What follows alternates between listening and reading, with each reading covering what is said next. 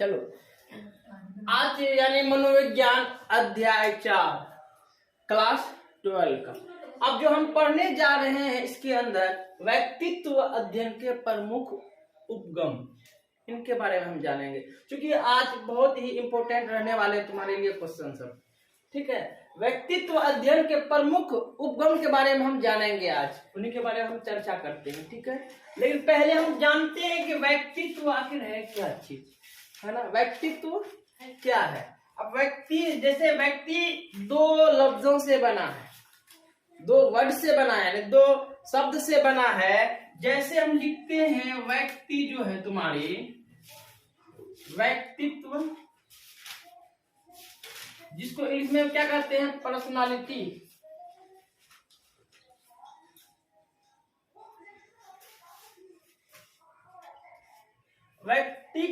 व्यक्तित्व का इंग्लिश होता है पर्सनालिटी। अब तुम इससे जान सकते हो कि पर्सनालिटी आखिर क्या है ना। इंग्लिश में कहते हैं पर्सनालिटी, जिसका हिंदी अर्थ होता है व्यक्तित्व। अब ये पर्सनालिटी जो है कहां से बना है? लैटिन शब्द का एक भाषा से बना है पर्सनालिटी। जैसे वो जो लैटिन भाषा है उसको क्या कहेंगे? पर्सोना। पर्सोना ये कौन से शब्द से बना है? लैटिन शब्द के एक शब्द से बना है।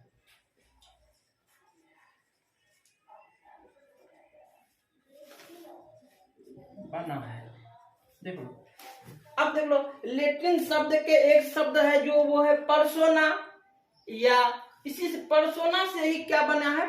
पर्सनालिटी बना है। अब मान के चलते हैं जिसका अर्थ है, ये जो पर्सोना का अर्थ है, क्या कहते हैं इसका? पर्सोना का जो अर्थ होता है मुंह, यानी दूसरे का चेहरा अपने शकल पे बना लेना, ये पर्सोना कहलाता है। यानी दूसरे का शकल, कभी कभी तुम देखे होगे कि नाटक के अंदर में कि जैसे राम जो है, राम का चेहरा बना लेता है, हनुमान जी का चेहरा बना लेता है, मतलब उन दूसरे का चेहरा अपना शकल पे बना लेना, तो वही पर्सोना कहलाता है। वही पर्सोना जो है लैटिन शब्द से, लेकिन पर्सोना से ही पर्सनालिटी बना यानी व्यक्तित्व बना है। तो ये तुम अच्छे तरीके से जान चुके हो कि ये व्यक्ति जो है तुमको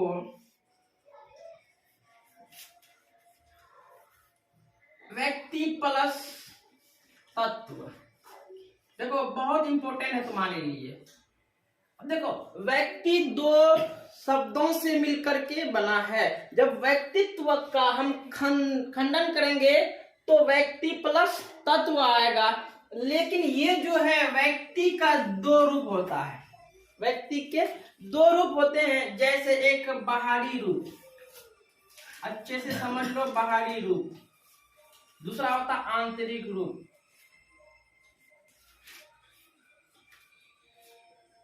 ठीक है, व्यक्ति का दो रूप होते हैं, दो रूप से देखा जाता है, एक बाहरी रूप से, दूसरा आंतरिक रूप से देखा जाता है। जबकि यानी इनका भी दो रूप होता है, एक होता है सकारात्मक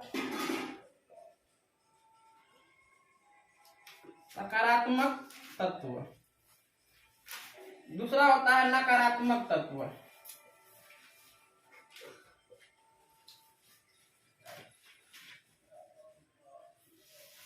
देख लो, अब यहाँ पे हमको देखना है कि व्यक्ति का जो दो भागों में बांटते हैं।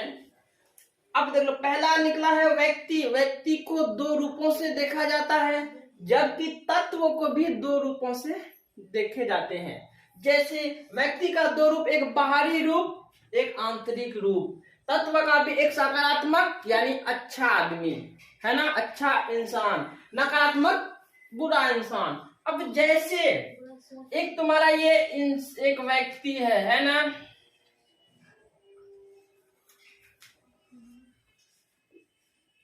ये तुम्हारा एक व्यक्ति है। अब ये जो इनके बाहरी रूप को अगर हम देखेंगे तो ये अंदर से भीतर गुन्ना है या क्या है, अंदर से देखा जाता है कि ये व्यक्ति जो है अंदर ही नहीं यानी आंतरिक रूप से, अंदर के रूप से कैसा है। भितरगुन्ना है या घमंडी है, किस प्रकार है, ये आंतरिक रूप से देखा जाता है व्यक्ति को। अब देख लो दूसरा रूप क्या है तुम्हारा, कि एक बाहरी रूप जो है, जो बाहरी रूप से देखा जाता है व्यक्ति को, कि व्यक्ति काला है कि गोरा है, कि कतरनाटा है, कि लंबा है, ये बाहरी रूप से व्यक्ति को देखते हैं। अंदरूनी रूप से अलग चीज दिखता है, बाहरी रूप से अलग चीज दिखता है।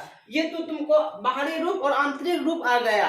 अब जब जैसे कि ये दोनों का जो है तुलना करने पर बाहरी रूप और आंतरिक रूप देखा जाता है। क्या समझे?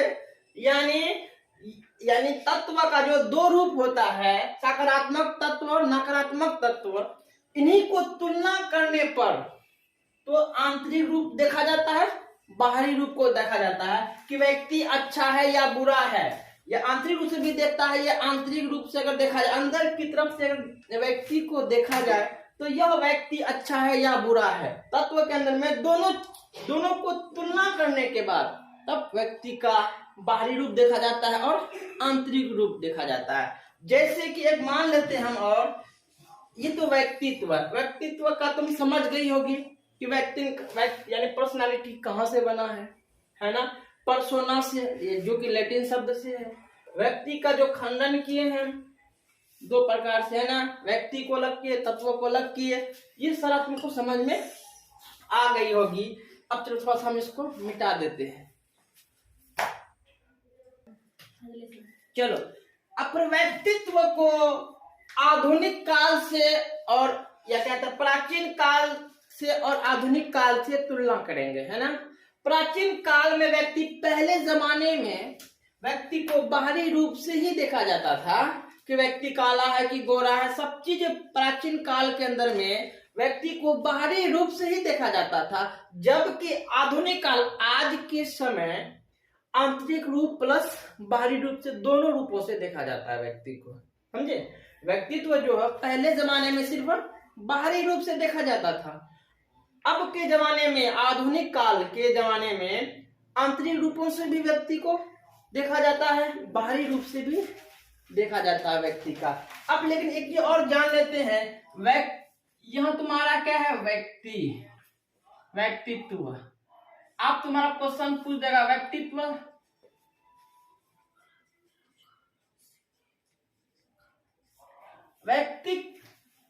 संपर्त्य क्या है? व्यक्ति संपर्त्य क्या है? तुमको पिछली वीडियो में अच्छे खासे से समझा देती कि संपर्त्य क्या है। किसी चीज को देखने के बाद अपने मस्तिष्क में उनकी तस्वीर को बन जाना ही संपर्त्य कहलाते हैं, है ना? कोई भी चीज को देखने के साथ, कुत्ता को देखेंगे तो कुत्ता का तस्वीर बन जाता है, हाथी को देखेंगे तो हाथी का तस्वीर बन जाता है, तो उसी को तो हम संपर्त्य कहते हैं। यानी किसी व्यक्तित्व जो है, व्यक्तित्व का संपर्त्य, किसी चीज को देखने के बाद जब तस्वीर बन जाता है तो वही संपर्त्य कहलाता है। व्यक्ति संपर्त्य ही तो कहलाता है उसको। ठीक है, आपको दिक्कत नहीं। लेकिन एक और जान, आप व्यक्तित्व की जो परिभाषा, कौन सा वैज्ञानिक ने क्या क्या परिभाषा दिया है व्यक्तित्व के बारे में, उनको थोड़ा सा हम जान लेते हैं। देखो, अब हम व्यक्तित्व यानी पर्सनालिटी की जो परिभाषा दी है, किस किस साइंटिस्ट ने यानी किस किस वैज्ञानिक ने क्या क्या कहा व्यक्तित्व के बारे में, तो यानी जेपी गिलफोर्ड के अनुसार जो व्यक्तित्व का परिभाषा, क्या पर्सनालिटी का जो परिभाषा दिया है कि व्यक्तित्व व्यक्ति गुणों का क्या है? समन्वित रूप है। यानी साफ व्यक्तित्व व्यक्ति का गुणों की, है ना? गुणों का, व्यक्ति का क्या गुण है अंदरूनी से, अंदर से, कि व्यक्ति का क्या गुण है, उन्हीं को तुलना जो क्या है, सकारात्मक या नकारात्मक, है ना? तुलना जो क्या है कि अंदर व्यक्ति से, अंदर से ये व्यक्ति अच्छा है या बुरा है, वही गुणों की रूप होता है। ये किसने कहा है? पूछ देगा कि व्यक्ति गुणों का रूप किसने दिया? यानी जेपी गिलफोर्ड ने ये दिया। यानी जेपी गिलफोर्ड ने क्या कहा है? व्यक्तित्व व्यक्ति गुणों का समन्वित रूप है। दूसरा जो कहा है विलियम वुडवर्थ के अनुसार, किसके अनुसार? विलियम वुडवर्थ के अनुसार जो व्यक्तित्व का परिभाषा दिया है, पर्सनालिटी का जो परिभाषा दिया है, क्या दिया है वो? व्यक्तित्व व्यक्ति के व्यवहार की समग्र विशेषता है। क्या कहता? व्यक्तित्व व्यक्ति के व्यवहार की समग्र विशेषता है, यानी व्यक्ति की विशेषता को जो बतलाता है। ये किसने कहा? विलियम वुडवर्थ के अनुसार, कि व्यक्तियों की विशेषता को जो जाहिर करता है तो वो विलियम वुड के अनुसार, समझे? ये तो देखो छोटे छोटे लफ्ज है, यानी व्यक्तित्व का परिभाषा अच्छे से समझ में आ जाएंगे। अब पढ़ेंगे क्या? व्यक्तित्व का सिद्धांत। क्या पढ़ेंगे? व्यक्तित्व का सिद्धांत क्या क्या है और किसने किसने दिया है। लेकिन ये तुमको MBBI must very very important है, जो तुमको अभी बतलाने हम जा रहे हैं, अच्छे तरीके से समझ लेना। चलो, अब जो व्यक्तित्व के प्रमुख सिद्धांत को हम जानेंगे, लेकिन ये अच्छे तरीके से समझ लेना, समझे? ताकि एक एक वर्ड को याद कर ही लेना है तुम्हें। इसको तो याद हर हाल में तुमको कर ही लेना है, क्योंकि किताब के अंदर से बहुत सारे क्वेश्चन पूछे गए हैं इसके अंदर से। यानी व्यक्तित्व के प्रमुख सिद्धांत को हम जानेंगे। पहला क्या है? मनोविश्लेषणवाद, जिसको या कहो मनोविश्लेषणात्मक, है ना, सिद्धांत। यानी मनोविश्लेषणवाद या मनोविश्लेषणात्मक सिद्धांत जो है, ये किसने दिया? सिगमंड फ्राइड जी ने दिया, जो ऑब्जेक्टिव में पूछता है। सिगमंड फ्राइड जी ने किसके बारे में क्या कहा? मनोविश्लेषणवाद या मनोविश्लेषणात्मक, है ना, या मनोविश्लेषण ने किसने दी? सिगमंड फ्राइड जी ने दिया। दूसरी सिद्धांत क्या है? मांग या आवश्यकता का सिद्धांत। मांग या आवश्यकता का सिद्धांत किसने दिया? Abraham Maslow. अब देख लो, ऑब्जेक्ट मांग या आवश्यकता का सिद्धांत किसने दिया? अब्राहम यानी मैस्लो। तीसरा क्या? रचना, यानी शरीर रचना के आधार पर सिद्धांत जो दिया, शरीर रचना के आधार पर जो सिद्धांत दिया है, शेल्डन दो वैज्ञानिक ने दिया है। यानी शरीर रचना के आधार पर दो वैज्ञानिक ने दिया है सिद्धांत, शेल्डन ने और क्रेसमर ने, है ना, शेल्डन ने या क्रेसमर ने।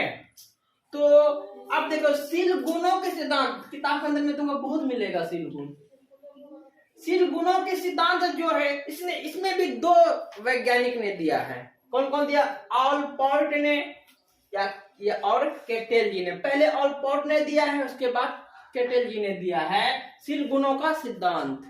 पांचवा तुम्हारा है सामाजिक दृष्टि से जो दिया है सिद्धांत, कार्ल युग। अब देख, इसमें भी दो इंसान क्या है, दो चीज में बंटवारा कर दिया है कि अंतमुखी बहुमुखी में क्या अंतर है। किताब में पूछे जाते हैं, MBBI must very very important question है तुम्हारे, कि अंतमुखी में और बहुमुखी में क्या अंतर है। हम जान लेंगे, इसको अच्छे ढंग से याद कर ही लेना। अंतमुखी और बहुमुखी में क्या अंतर है, क्या अंतर पाए जाते हैं। लेकिन अब थोड़ा सा हम उनको परिभाषित कर देते हैं ताकि तुम्हारी समझ में आ जाए, ठीक है। अंतमुखी दो या अंतमुखी बहुमुखी में क्या अंतर है, इनके बारे में हम थोड़ा सा जान लेते हैं। अंतमुखी जो है, व्यक्ति के कुछ विशेषशील गुण विशेषताएं हैं जिनके आधार पर इन्हें पहचाना जा सकता है। अंतमुखी का मतलब क्या होता है? व्यक्ति जो इंसानों में कुछ विशेषता है, शील गुण विशेषताएं हैं, लेकिन जिनके आधार पर हम उसको क्या कर सकते हैं? पहचाने जा सकते हैं ना, पहचानते हैं। बहुमुखी क्या है? बहुमुखी व्यक्ति पर, यानी व्यक्ति का स्वभाव, है ना।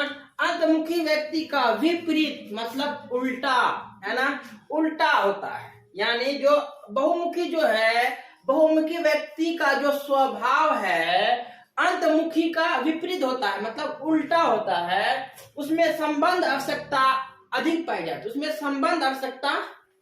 जाती है, बस यही अंतर है। तुम अच्छे ढंग से अगर पढ़ लोगे तो समझने में कहीं दिक्कत नहीं है। इस क्वेश्चन के अंदर में नहीं समझी। चलो फिर अंतमुखी जो व्यक्ति है, व्यक्ति के कुछ विशेषताएं होती है, शीलगुण विशेषताएं हैं, है ना। पर जान लेते हैं, व्यक्ति के कुछ विशेषताएं, शीलगुण विशेषताएं होती है जिनके आधार पर व्यक्ति जो है पहचाने जा सकते हैं ना, व्यक्ति जो पहचाने जा सकते हैं। जिस तरह से बहुमुखी जो है, बहुमुखी व्यक्ति का जो स्वभाव है, क्या है, स्वभाव अंतमुखी के विपरीत होता है, मतलब उल्टा होता है। इसमें संबंध जो है, संबंधन जो आवश्यकता अधिक पाई जाती है इसके अंदर में, बहुमुखी। समझने में कोई दिक्कत नहीं। तो अच्छे ढंग से समझ लेना, इसको लाइक भी करना, शेयर भी करना, सब्सक्राइबर भी करना। ठीक है, देखो।